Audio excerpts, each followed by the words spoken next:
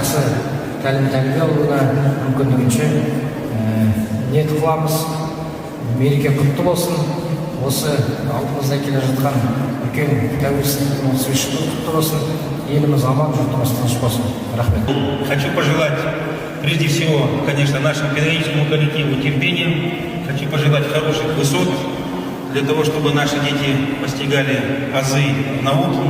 Хочу пожелать терпения родителям, ну и, конечно, нашим ученикам. В добрый путь, чтобы школа стала вашим родным домом, чтобы школа вам принесла счастье, удачу и, конечно же, самое основное – это багаж знаний, который в будущем вам пригодится. Жена Мектеп құтты болсын.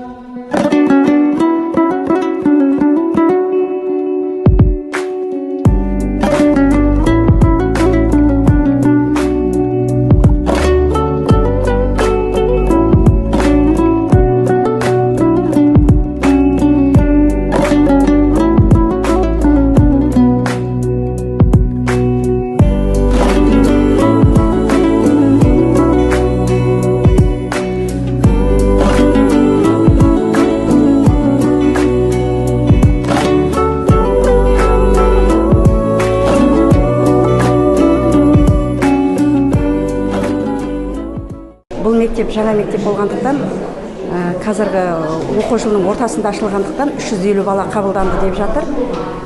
Осы алдыңғы оқу жылында кезеңімен барлық сыныптар ашылады деп күтілудеміз. Және жаңа мектеп, жаңа нысан болғаннан кейін кемшіліктер болуы мүмкін.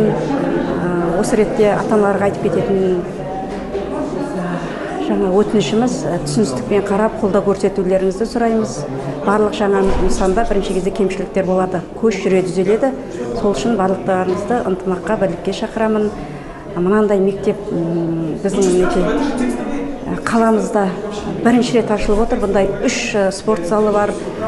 Өте балалар, бұл мектепте білім алған балалар өте бақытты. Мектеп, жаңа мектебіміз құтты болсын. Осындай мемлекеттік тілде оқытылатын мектептер, балабақшалар көбейе берсін. Барлықтарыңызға құтты болсын.